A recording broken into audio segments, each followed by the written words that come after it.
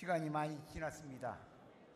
지금부터 주제 강의 시간입니다. 저는 광주장로의 김경수 장로입니다.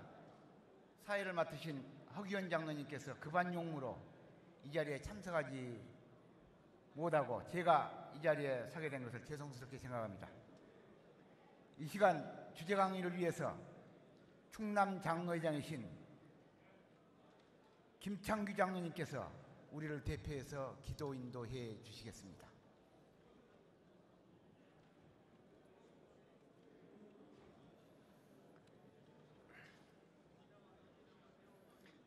거룩하시고 은혜로우신 하나님 아버지, 이 아름다운 강산을 창조하시고 이곳에서 제31회 전국 장로대회를 개최할 수 있도록 허락하여 주시니 감사를 드립니다.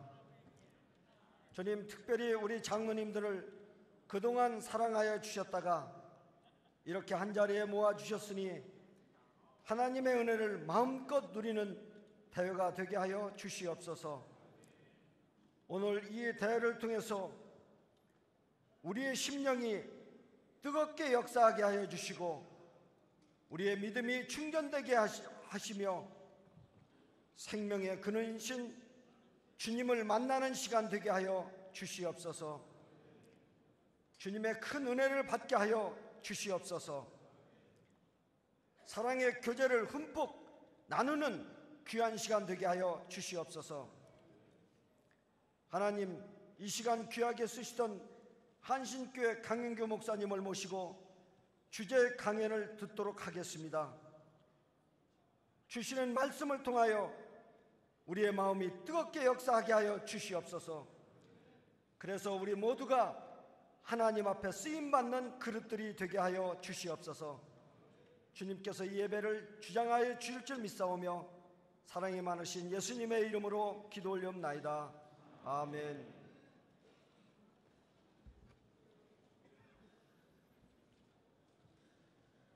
이 시간 성경 봉독은 군산 장로회장이신 이종환 장로님께서 성경을 봉독해 드리겠습니다.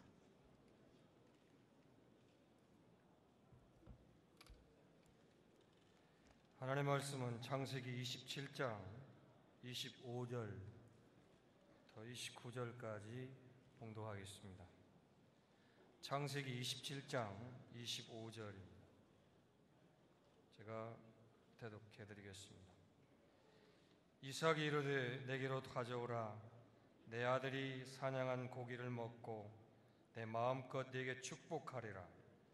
야곱이 그에게로 가져가매 그가 먹고 또 포도주를 가져가매 그가 마시고 그의 아버지 이삭이 그에게 이르되 내 아들아 가까이 와서 내게 입맞추라.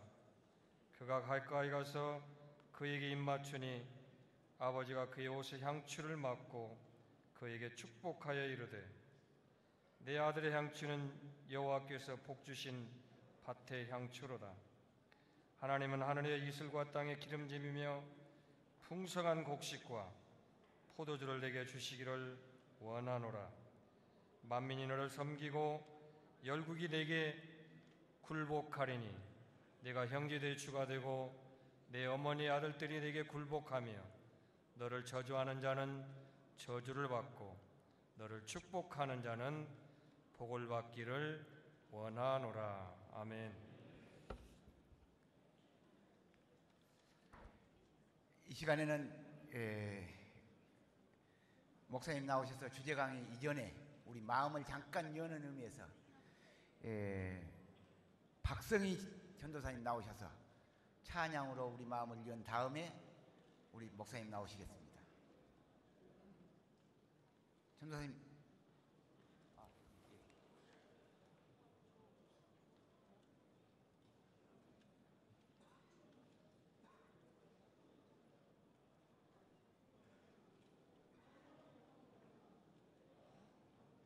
무선 마이크.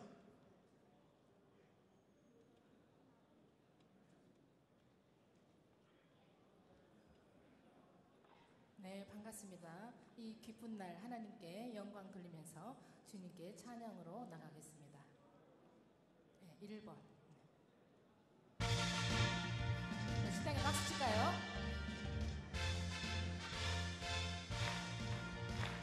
수 있다 하시니 나의 능력 주 하나님 의심 몰라 하시고 물결 위를 걸라 하시네 할 수 있다 하신 주 할 수 있다 하신 주 믿음만이 능력이라 하시네 믿음만이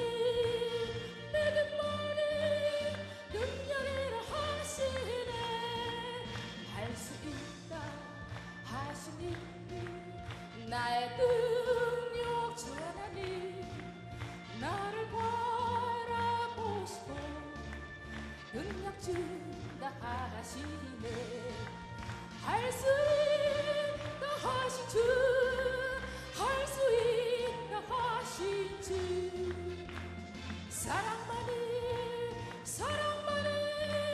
능력이라 하시네 사랑만이 능력이라 하시네 알 수 있다 하시니 나의 능력 주 하나님 나를 바라보시고 십자가를 지라 하시네 할 수 있다 하신 주 할 수 있다 하신 주 희생만이 능력이라 하시네 희생만이 능력이라 하시네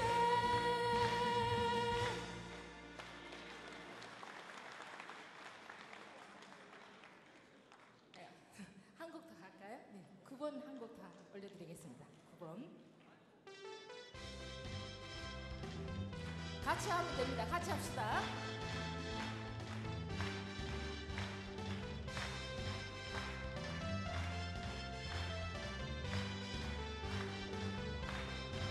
주 예수 사랑 기쁨 내 마음속에 주 예수 사랑 기쁨 내 마음속에 있네 나는 기뻐요 정말 기뻐요 주 예수 사랑 기쁨 내 맘에 나는 기뻐요 정말 기뻐요 주 예수 사랑 기쁨 내 맘에 이제는 정죄 없네 예수 안에서 이제는 정죄 없네 예수 안에서 없네 나는 기뻐요 정말 기뻐요 주 예수 사랑 기쁨 내 맘에 나는 기뻐요 정말 기뻐요 주 예수 사랑 기쁨 내 맘에 이제는 해방됐네 예수 안에서 이제는 해방됐네 예수 안에서 해방 나는 기뻐요 정말 기뻐요 주 예수 사랑 기쁨 내 맘에 나는 기뻐요 정말 기뻐요 주 예수 사랑 기쁨 내 맘에 네 감사합니다. 감사합니다. 이 시간 주제 강의는 여러분이 너무 잘 아시는 한신교회 강용주 목사님께서 말씀해 주시겠습니다. 양력은 자료집에 기록되어 있기에 생략하도록 하겠습니다. 이제 목사님께서 나오실 때 뜨거운 박수로 환영해 주시기 바랍니다.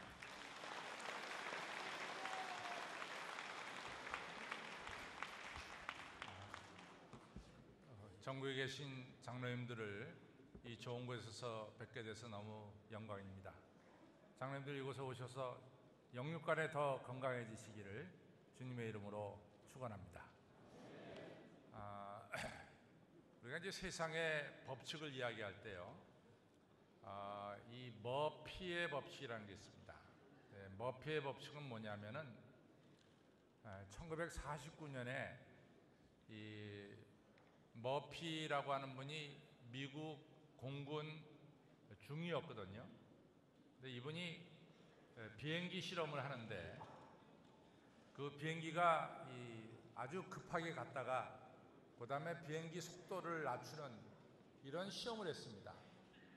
근데 10대를 시험했는데 10대 다 실패를 한 거예요. 근데 그럴 수가 없다는 거죠. 왜냐하면은 어느 정도 이것이 성공할 것을 거의 준비해 놓고 이 시험을 하는데 어떻게 10대가 시험 대상에 올랐는데 10대가 다 실패한 거예요. 그래서 머피가 왜 이렇게 실패할까 하고 조사해 보니까 이 전기선을 갖다가 잇는 이 배선공이 전기선을 잘못 이었습니다. 그러니까 전기선이 잘못 이어지니까 문제는 비행기 속도를 조절할 수가 없었던 거죠. 그래서 이 머피라는 분이 이것이 한 번 일이 꼬이면은 그 다음 일도 계속해서 꼬이는구나. 그래서 머피의 법칙을 말했습니다.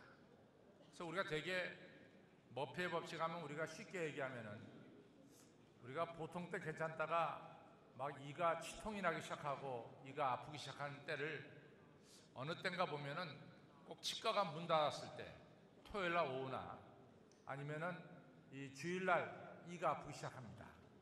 이렇게 아주 힘들 때 계속해서 어려운 일이 계속되는 것 같다가 머피의 법칙이다. 뭐 굉장히 빨리 가고 싶은데 하여튼 이 건널목마다 빨간불이 켜져가지고 이 가는 길이 잠깐 막힐 때 일이 상당히 안 된다 그러죠. 그래서 그런 날을 가리켜서 우리가 아주 일이 꼬인다 그럴 때 머피의 법칙이라고 말합니다. 근데 상대적으로 아주 일이 수술 잘 되는 경우가 있어요. 아침에 일찍이 이제 날도 맑지만 그날따라 우산을 들고 싶어서 이제 우산을 가지고 바깥에 나갔습니다. 그랬더니 친구들이 야 이 사람아 당신은 일기도 못 보냐 이같이 화창한 날에 왜 우산을 가지고 나오느냐 이런 핀잔을 줍니다. 근데 그날 오후에 이상하게 소낙비가 쏟아지기 시작했어요. 그러니까 우산을 너무나 잘 가져 나온 거죠. 그런 경우를 이제 셀리의 법칙이라고 합니다. 그래서 일본 속담에 사람이 안 되려면은 두부 모서리에 부닥쳐도 머리가 깨진다 이런 이야기가 있어요. 이걸 갖춰서 우리가 머피의 법칙, 일이 안 된다. 또 이탈리아에서는 무슨 속담이 있냐면은 그냥 막대기를 갖다가 이 땅에 꼽아도 그 막대기가 레몬나무가 된다. 그러니까 일이 너무 잘 된다는 거죠. 이걸 갖다가 셀리의 법칙이라고 합니다. 근데 저는 우리 예수 믿는 사람들에게 아주 이 크리스찬의 법칙이 있는데 그 크리스찬의 법칙이 뭐냐?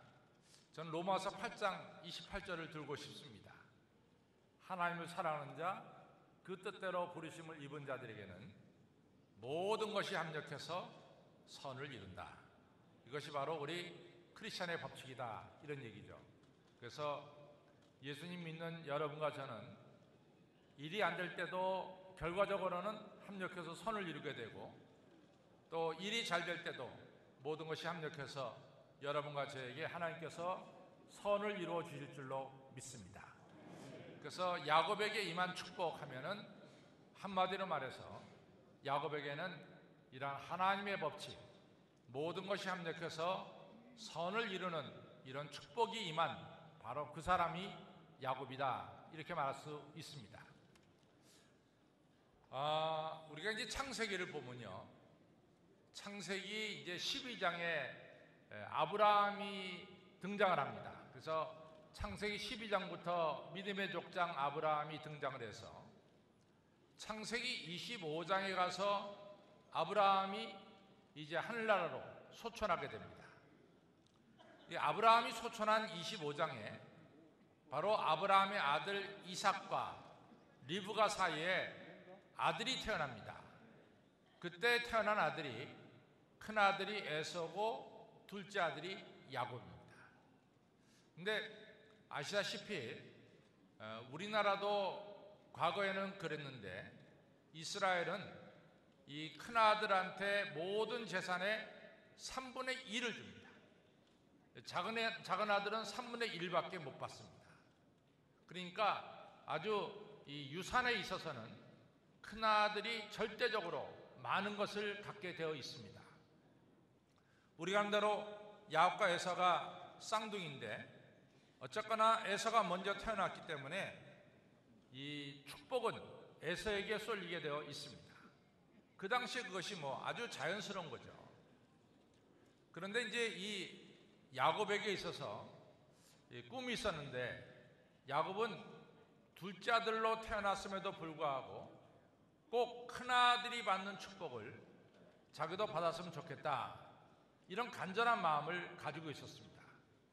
그래서 창세기 25장을 보면은 맨 마지막에 이제 에서가 사냥하고 돌아왔을 때 상당히 배가 고팠죠. 그때 야곱이 팥죽을 써놓고 나서 형하고 이제 거래를 하게 되죠. 형님이 만약 나에게 장자의 권리를 팔면은 내가 이 팥죽을 주지만은 형님이 장자의 권리를 나에게 주지 않으면은 팥죽을 주지 않겠습니다, 이렇게 거래를 합니다. 그때 에서가 뭐라고 말하냐면 내가 굶어 죽게 되어 있는데 장자가 무슨 대수냐, 장자의 권리가 무슨 대수냐, 이렇게 장자의 권리를 쉽게 생각하고 이 팥죽 한 그릇에 장자의 권리를 팔게 됩니다. 근데 성경은 참 무서운 게 뭐냐면요, 그 이야기만 딱 하고 성경이 끝이 나면 좋은데 성경은 그 한 일에 대해서 꼭 코멘트를 남깁니다. 그래서 여러분들이 이제 창세기 25장 끝을 보면은 성경이 뭐라고 코멘트를 남기냐면은 형 에서가 이 장자의 권리를 경홀히 여겼다, 이 한마디를 꼭 하고 창세기 25장이 끝이 나게 됩니다. 이처럼 이 형 에서는 하나님이 주신 장자의 권리를 귀하게 여기지 않았고 상대적으로 둘째 아들로 태어난 야곱은 하나님의 은혜를 받는 일에 아주 적극성을 보인 것을 볼 수가 있습니다. 이렇게 해서 창세기 25장이 끝이 나고 창세기 26장에 가서는 뭐가 나오냐면은 이 야곱의 아버지 이삭이 축복받는 이야기가 창세기 26장에 나옵니다. 그리고 창세기 27장으로 넘어가게 되면은 이제 아버지 이삭이 나이가 많이 들어서 앞이 잘 안 보일 정도로 아주 연세가 많이 들었고 몸이 약해졌습니다. 그래서 아버지 이삭이 이 큰아들 에서를 불러다가 말합니다. 에서야, 내가 죽기 전에 맏아들인 너에게 하늘의 축복을 내가 빌기를 원한다. 그러니까 너는 나가서 이 아주 내가 좋아하는 음식, 별미를 만들어서 내게 가져와라. 그럼 내가 너를 축복하겠다, 이런 말씀을 하게 되죠. 이렇게 돼서 형 에서가 이제 사냥하러 나가서 아버지 좋아하는 음식을 만들려고 하는 겁니다. 근데 우리가 잘 알다시피 야곱과 야곱의 부인 리브가 사이에 이 에서와 야곱 두 아들이 있었지만은 야곱은 언제나 큰아들 에서가 축복받는 아들이 되기를 원했고 부인 리브가는 상대적으로 둘째 아들 야곱이 축복받는 아들이 되기를 원했습니다. 그러니까 이 부부가 생각이 좀 달랐어요. 아버지는 큰아들 에서고 어머니 리브가는 작은아들 야곱입니다. 그래서 어머니 리브가가 그 소리를 뒤에서 듣고 둘째 아들 야곱을 부르죠. 야곱아, 아버지가 마지막으로 하늘의 축복을 내리시려고 한다. 그러니까 네가 형 대신 들어가서 아버지가 내리는 하늘의 축복을 받아야 되겠다. 그때 이제 야곱이 이런 얘기를 합니다. 어머니 이 형 에서와 저는 많이 다릅니다. 근데 백이 하나 몰래 형처럼 꾸미고 들어갔다가 그것이 발각되는 날에는 내가 아버지께 축복은커녕 저주를 받을까 두렵습니다. 그때 어머니 리브가의 말이 참 대단해요. 아들 야곱아, 걱정하지 말아라.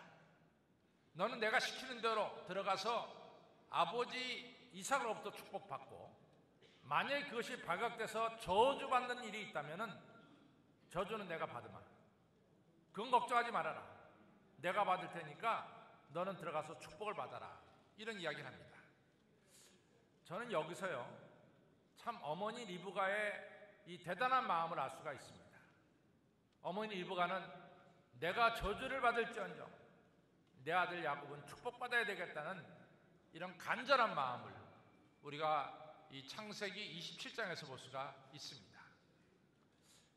제가 이제 이 교회를 목회하면서 우리 한국교회가 가지고 있는 큰 문제점 중에 하나가 뭐냐면요, 요즘 교회 학교가 참 어렵다는 얘기예요.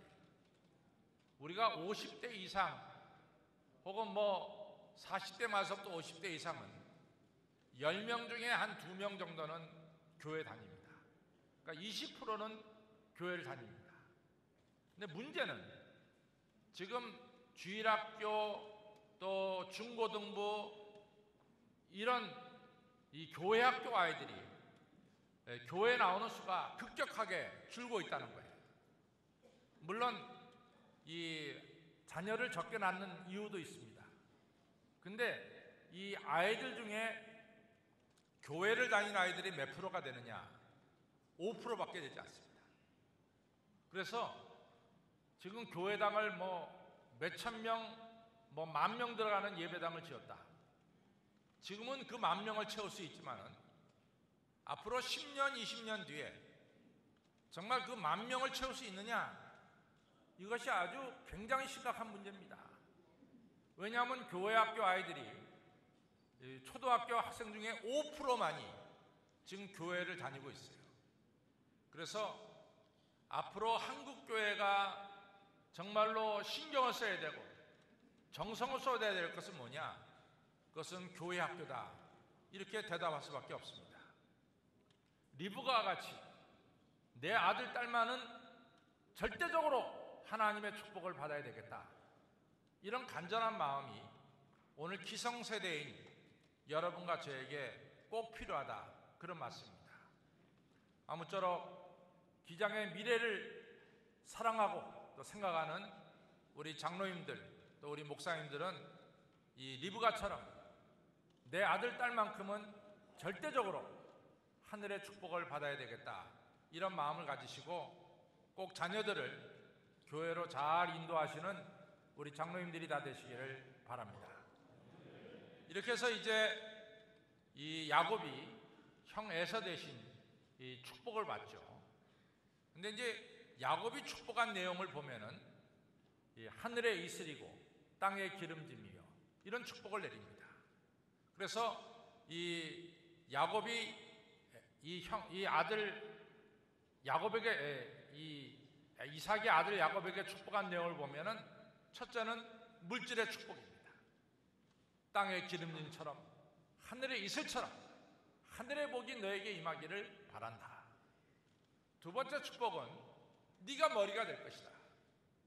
네 형제들이 너에게 절할 것이고 모든 족속이 너에게 절하게 될 것이다. 물질의 축복과 그리고 세상에서 존귀하게 되는 축복을 이제 야곱이 이삭이 아들 야곱에게 내리게 됩니다. 그러니 엄청난 축복을 받았어요. 야곱이. 그 다음에 뒤늦게 에서가 돌아와서 아버지가 착각해서 자기인 줄 알고 축복했는데 결국은 자기 동생 야곱이 축복을 받았습니다. 축복이 남은 게 있습니까? 남은 게 없다. 그때 에서가 땅을 치면서 통곡했습니다. 이처럼 야곱이 받은 축복의 내용은 대단한 거예요. 물질의 축복, 그리고 존귀하게 되는 축복, 엄청난 축복을 받았어요. 그러면 우리 생각에는요, 이렇게 축복을 받았으면 축복받은 그 순간부터 앞날이 호원하게 열릴 것이 아니냐, 이렇게 쉽게 생각할 수가 있습니다. 근데 창세기 28장으로 넘어가면은 전혀 다른 현상이 나타납니다. 축복받은 야곱은 고향인 부엘세바에서 살 수가 없게 됐어요. 왜냐하면 형 에서가 아버지 죽는 날, 너 야곱도 죽는 날이다. 아버지 돌아가시는 날 너도 죽을 것이다. 이것을 리브가가 듣고 내가 어찌 한날에 남편도 잃고 아들도 잃을 수가 있겠냐, 이래가지고 이 야곱을 갖다가 고향에서 떠나게 합니다. 여러분들 아시다시피요, 우리가 옛날에는 한 마을에서 아주 잘못한 사람들에게 내리는 형벌이 사형입니다. 두 번째 잘못한 사람들에게 내리는 벌이 뭐냐면은 고향을 떠나게 합니다. 그래서 고향을 떠난 자는 저주받은 자입니다. 그러니까 야곱이 고향인 브에세바를 떠난다고 하는 것은, 그것은 우리가 이 객관적으로 볼 때 야곱은 저주받은 자처럼 고향을 떠나게 됐어요. 이 고향에서 내쫓는 것, 너는 이 땅에 살 수가 없단 말이야. 너같이 형 대신 몰래 들어가서 아버지의 축복을 받은 너 야곱은 우리 고향에서 너같이 이러한 자는 살 수가 없다. 너 고향을 떠나라. 이렇게 된 거예요. 그러니까 보면은 축복받았다는 게 뭐예요? 축복받았다는 게 결과적으로 보면은 야곱에게는 고향을 떠나는, 세상적으로 볼 때는 저주받은 것처럼 보여지게 됩니다. 그러나 어쨌든 간에 야곱은 고향을 떠나서 저 외삼촌이 살고 있는 이 하란으로 가게 되는 거죠. 근데 큰 틀에서 보면은, 그래서 하나님의 축복을 받은 자는 틀림없이 과거와는 다른 새로운 길로 가야 된다는 사실이에요. 이제 베델에서 이같이 하나님의 약속을 받고 이 야곱이 외삼촌 사는 이 하란으로 가게 됩니다. 그러니까 하란에 가서 우리가 한 대로 라헬을 만나죠. 라헬을 첫눈에 들어왔어요. 그래서 이 야곱이 라헬과 결혼하고 싶어서 외삼촌에게 말합니다. 외삼촌, 나 라헬하고 결혼하고 싶습니다. 그랬더니 외삼촌 라반이 말하기를 7년을 일하면은 네가 원하는 대로 내 작은 딸 라헬을 너에게 주겠다. 7년을 일했죠. 그래서 이제 신혼 첫날 밤인데 뭐 전등이 있고 뭐가, 그 옛날에 뭐가 있겠어요. 그냥 해가 지면 깜깜한 거죠. 장막 안에 들어가서 이제 신부가 들어오기를 기다렸는데 캄캄하니까 신부가 누군지 얼굴을 볼 수가 없죠. 그날 밤에 이같이 들어온 신부와 잠을 자고 아침에 딱 일어나 보니까 이게 신부가 달라진 거야. 라헬이 아니라 레아가 들어온 거죠. 그러니까 외삼촌한테 따졌어요. 외삼촌은 나한테 틀림없이 라헬을 주기로 했는데 어떻게 신방에 라헬 대신 언니 레아를 보냈습니까? 그때 외삼촌 하는 말이 아주 재밌는 말을 하죠. 우리가 창세기 29장에 보면 우리 지방에서는, 우리 마을에서는 첫째 딸을 놔두고 둘째를 먼저 보내는 법이 없다. 우리 지방의 법칙이다. 내가 물론 너한테 라헬을 약속했지만은 우리 지방의 법칙대로 큰딸 먼저 보낼 수밖에 없다. 그래서 레아를 집어넣었다는 거예요. 할 말이 없어요. 지방의 법칙이 그렇다는데 무슨 할 말이 있습니까? 그래서 네가 라헬을 얻으려고 그러면은 앞으로 7년을 더 일해야 된다. 그러니까 이 야곱이 7년을 더 일한다는 약속을 받고 라헬을 부인으로 얻습니다. 아주 재미있는 이야기지만은 우리는 이 재미있는 이야기 속에 뭐를 발견해야 되냐면, 야곱이 레아와 결혼해서 첫째 루벤을 낳죠. 두 번째 시므온을 낳죠.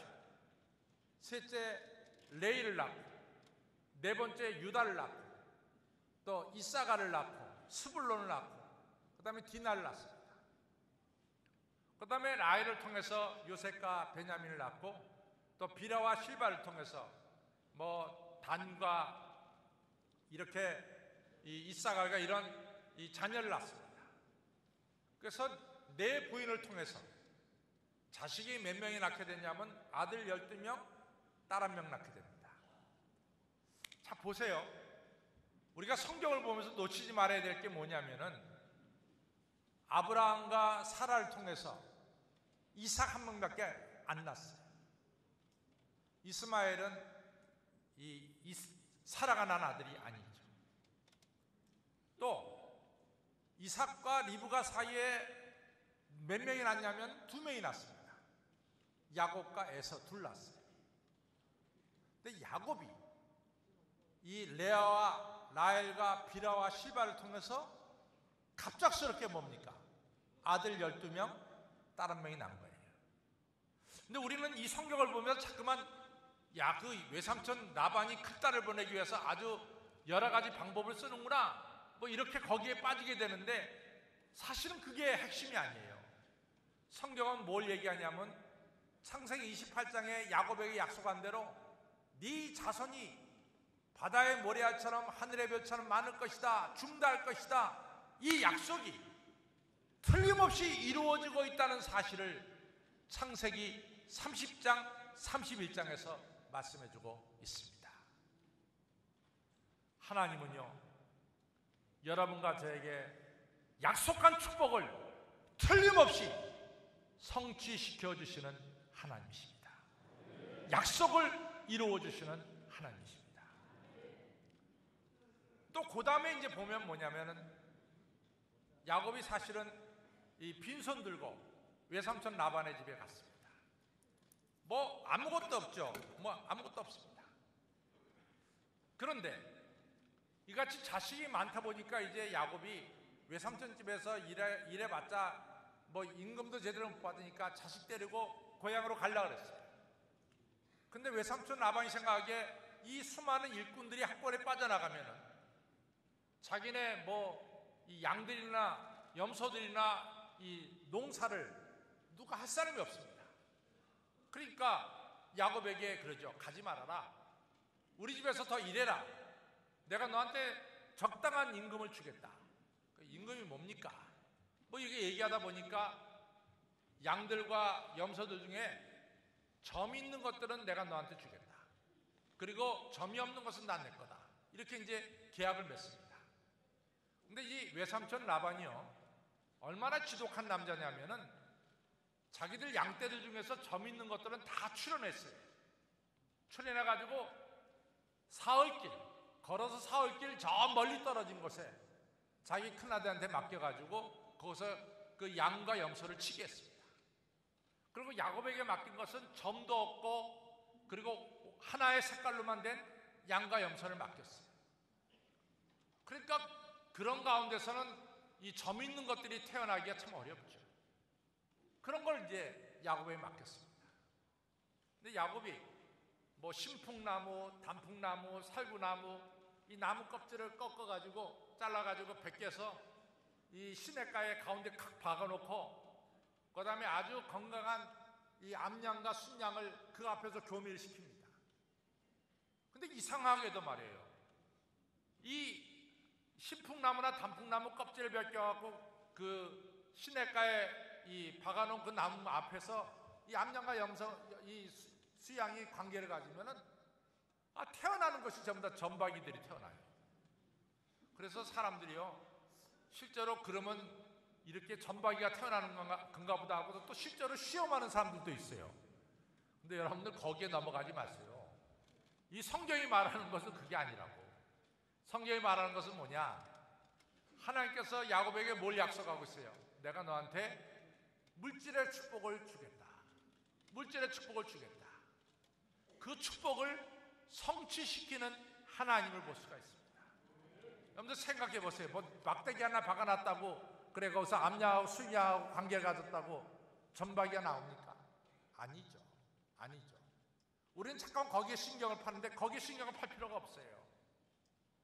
하나님께서 우리에게 약속한 것을 틀림없이 성취시키시는 이런 하나님이시라는 사실을 기억하시기를 바랍니다.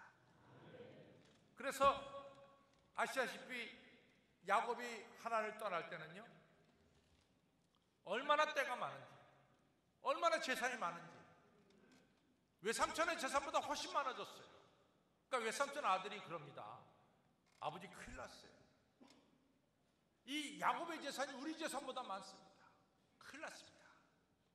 그러니까 야곱이 그걸 듣고 외삼촌 집에 있다가는 잘못되겠다 해가지고 이제 모든 재산을 가지고 그리고 부인들과 자식들을 데리고 하란을 떠나게 됩니다. 그리고 고향 이제 브엘세바를 향해서 가게 되는 거죠. 그래서 창세기 29장, 창세기 30장, 창세기 31장은 하나님이 약속한 것이 하나도 빠짐없이 성취되고 있는 것을 보여주고 있는 장입니다. 그래서 하나님이 세 가지를 약속했어요. 첫째는 자손의 약속, 두 번째는 물질의 약속, 세 번째는 고향에 안착하는 약속을 주셨습니다. 첫 번째 약속, 자손의 중간 약속이 이루어졌어요. 두 번째, 물질의 축복도 이루어졌습니다. 이제 세 번째만 남았어요. 뭐가 남았냐?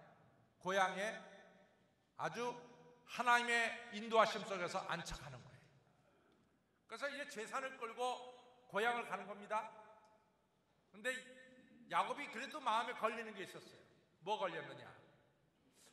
20년 전에 이같이 형 에사가 나를 죽이겠다 그랬는데 그 마음이 누그러졌느냐? 아니면 아직까지도 자기를 죽이려고 하느냐? 이렇게 좀 궁금했어요. 그래가지고 이제 야곱이 이 사람을 보내갖고 형의 마음을 알아봤죠. 근데 아닌가 다를까 이 보냈던 사람이 돌아와서 하는 얘기가 주인님 큰일 났습니다.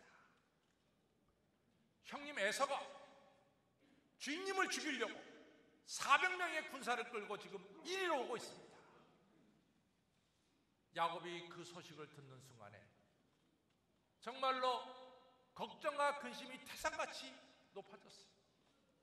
20년 전의 일을 형이 아직도 잊지 못하고 나를 죽이려고 오는구나 말이지. 야곱이 얼마나 걱정스러운지 모릅니다. 그래갖고 야곱이 야복강가에서 머리를 뱅뱅뱅뱅 돌리는 거예요. 형이 내가 보낸 소떼와 양떼와 이것을 받으면 좀 마음이 누그러질까? 첫 번째 것을 받지 않을 때 두 번째 것을 더 얻혀서 주면은 형의 마음이 누그러질까? 뭐 인간적인 생각으로 어떻게 하면 형의 마음을 누그러뜨릴까?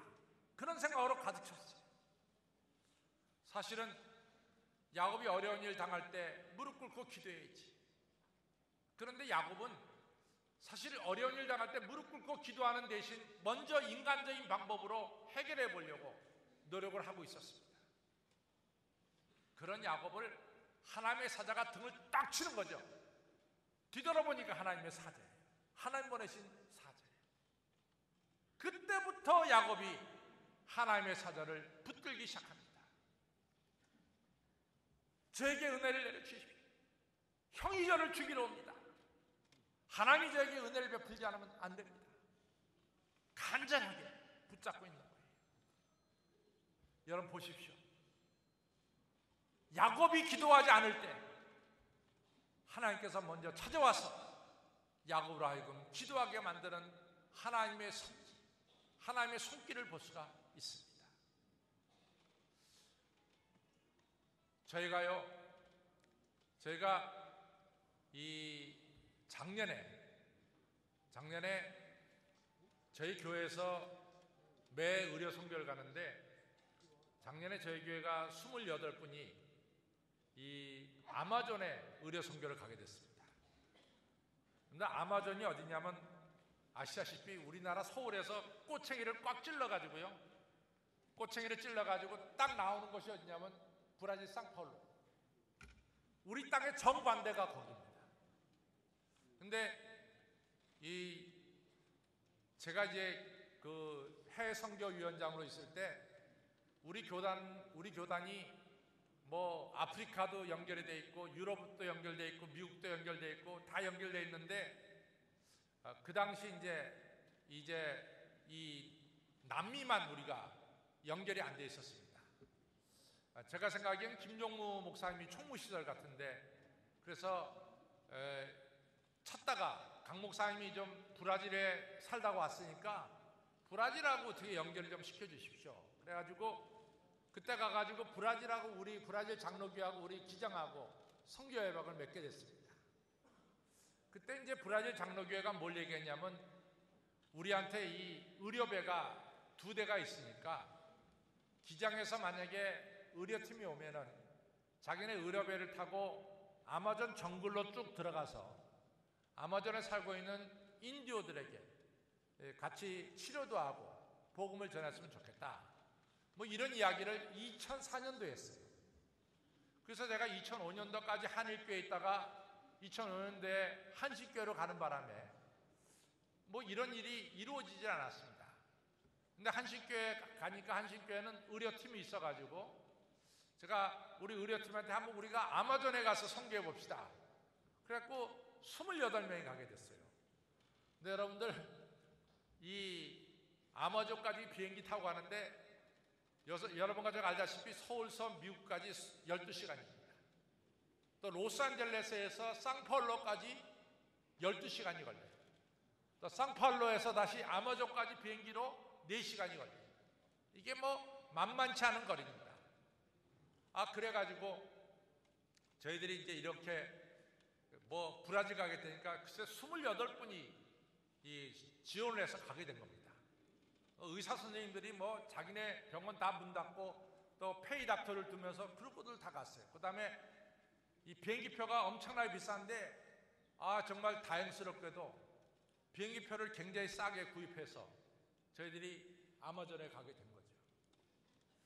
근데 28명이 가니까 브라질 장로교회가 말하기를 아이고 자기네 배에는 28명을 태울 수가 없다는 거야. 28명. 그러니까 외부에서 배를 하나 빌려야 된다는 거죠. 외부에서 배를. 그래가지고 외부에서 배를 빌리기로 하고 그 브라질 장로교 사람들이 외부에서 배를 빌리기로 하고 계약을 다 맺었어요. 근데 이제 제가 브라질에서 살았기 때문에 브라질 사람들 성격을 잘 알기 때문에 제발 우리가 어느 배와 계약을 맺었다는 이 계약서를 갖다 좀 서울로 보내주십시오. 그랬더니 브라질 목사님들 하는 말에 아이고 목사님 뭘 걱정하냐고 뚜드뱅 돈 어려봐 걱정하지 말라는 거야. 뚜드뱅 모든 게 다 잘 된다고. 그러니까 우리는 또 그래도 안 돼가지고 뭐 몇 번을 얘기했습니다. 제발 좀 보내달라고 말이에요. 근데 결국 안 보냈어요. 6월 28일 날 우리가 간다 그러면은 6월 15일 날 우리한테 연락 오기를 빌렸던 배가 딴 사람이 차지해서 배를 못 빌리게 됐습니다. 이렇게 온 거예요. 이 어려운 일이 닥쳤습니다. 그런데요, 솔직한 고백이지만요, 어려운 일 닥쳤을 때 제가 무릎 꿇고 기도해야 되는데 그냥 근심 걱정만 차게 된 거예요. 제가 이 담임 목회한 지가 만 30년이 넘었거든요. 제가 만 30년이 넘었는데 1981년에 제가 단독 목회를 시작해서 벌써 2012년이 됐으니까 31년째입니다. 제가 담임 목회하다가 이런 참 한심한 일을 내가 겪게 된단 말이에요. 또 뭐 전부 다 380만 원씩 내고 장로 28분이 가게 됐는데 그분들한테 얼마나 미안합니까? 배도 못 빌리고 의료 선교도 못 하게 돼요. 근심 걱정만 하고 있었어요. 이 야곱도 똑같아. 어려운 일 당했으면은 이거 갖다가 기도해야지 말이지. 근심 걱정하고 있었어요. 하나님이 딱 쳐가지고 야곱에게 기도하게 만들었죠. 야곱이가 환도뼈가 부러지면서까지 나에게 복을 내려주지 않으면 나를 떠날 수 없습니다. 이 하나님의 보낸 사자가 야곱에게 내 이름이 뭐냐? 야곱입니다. 네 이름을 이스라엘이라 하라.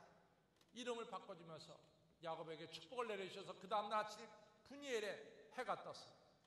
야곱이 형 에서와 아주 잘 만나는 것이 창세기 33장에 나오고 있습니다.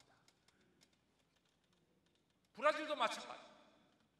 일이 안 됐는데 제가 그 브라질에 있을 때 이 장로교에서 전도사로 일하고 있었는데 제가 전도사로 일할 때 학생 중에 하나가 글쎄 이제 거기 상파울로 의대를 나오고 그리고 목사님이 돼가지고 아마존에서 의사 선교사로 일하고 있는 거예요. 근데 그 사람하고 어떻게 연결이 돼가지고 그 사람이 내가 강용규 목사님을 기억하고 있습니다. 제가 고등학교 때 우리 교회 전도사였습니다. 그래갖고 이분이 나서가지고 아주 큰 배를 하나 빌렸어요. 정말로 빌렸습니다. 그래갖고 저희 의료 선교팀이 잘하고 왔는데 우리 교인들은 뭐라고 얘기했냐면 목사님이 기도를 많이 하셔가지고 하나님이 근데 제가 창피해가지고 난 기도 정말 그렇게 하지 않았어요. 난 근심 걱정했다. 그 모든 일을 이루어 주신 분은 누구냐? 하나님이란 말이야. 하나님. 내가 기도 안 했어. 야곱이 뭘 기도했어? 야곱이 근심 걱정했지. 인간적인 머리로 그냥 어떻게 해보려고 그랬지. 그런데 어떻게 했습니까? 하나님이 약속하신 대로 내가 네 고향에 도착할 때까지 너를 지켜주마. 지켜주신 거예요. 하나님이 하신 거예요. 그래서 여러분과 저는요, 사실 자랑할 게 없어요.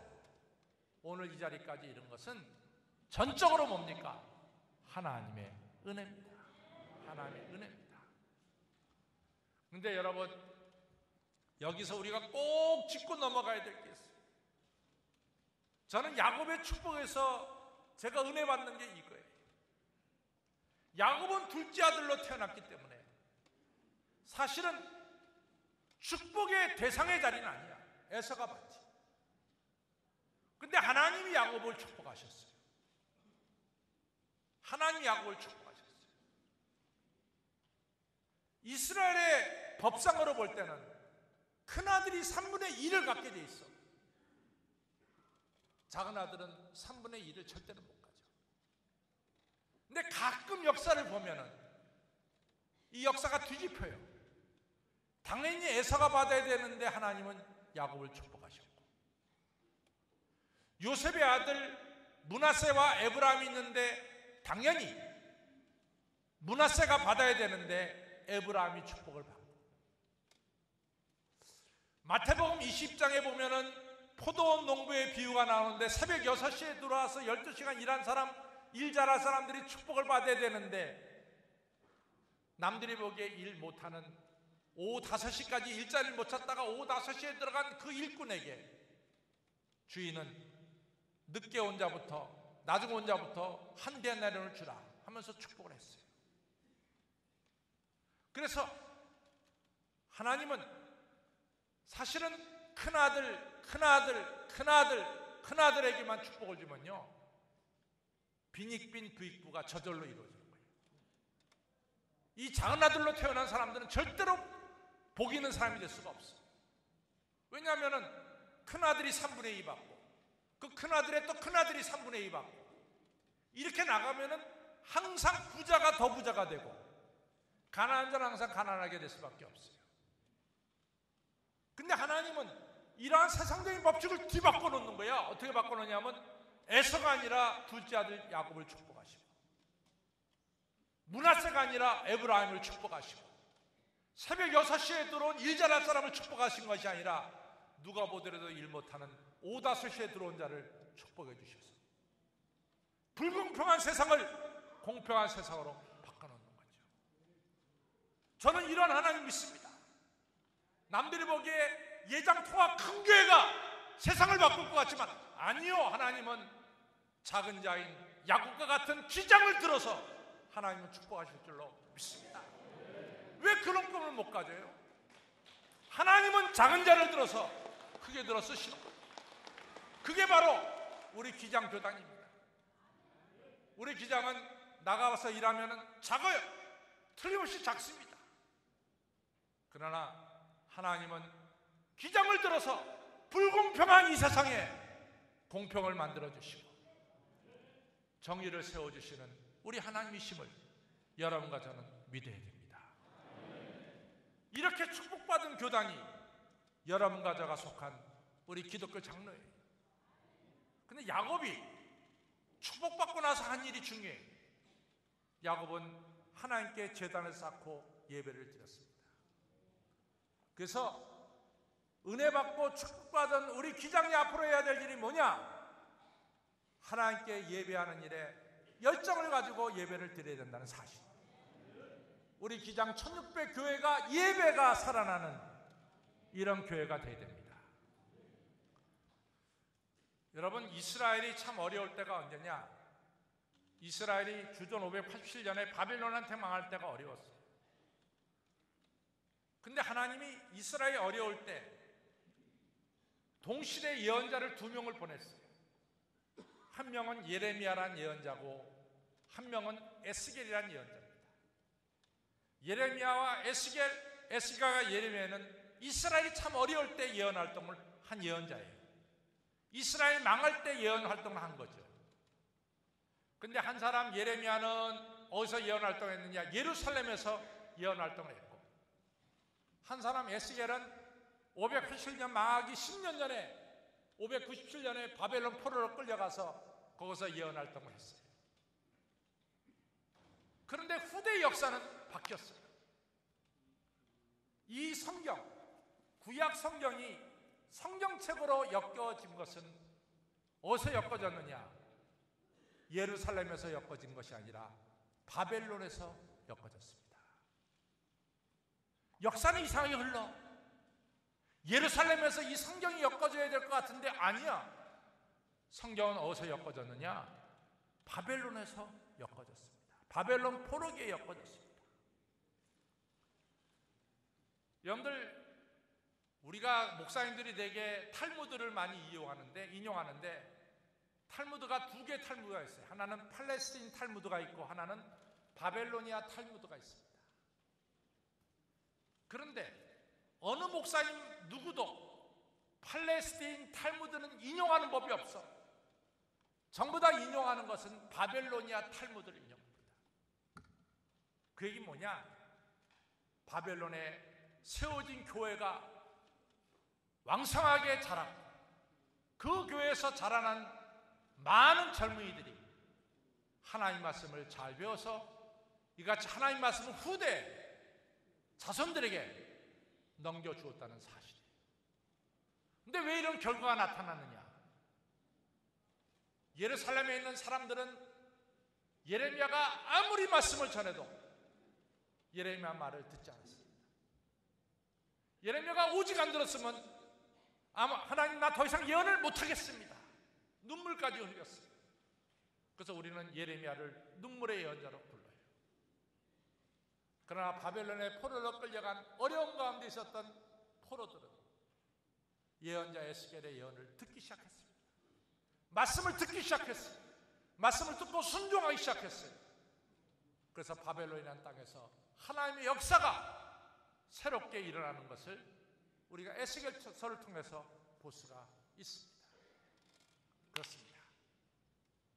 한국교회를 새롭게 일으키는 것은 예루살렘이 아니라 바벨론이에요. 다수가 아니라 소수요.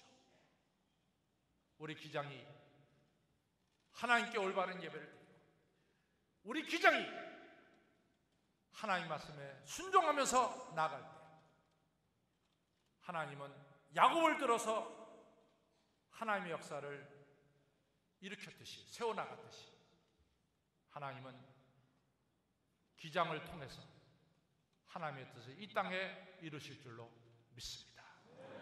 여러분과 저에게 약속한 하나님의 축복은 틀림없이 이루어짐을 꼭 체험하면서 우리 교단은 하나님께 신령과 진정으로 예배를 드리고 하나님 말씀에 순종해서 나아가는 들어 쓰임받는 교단이 되기를 주님의 이름으로 축원합니다.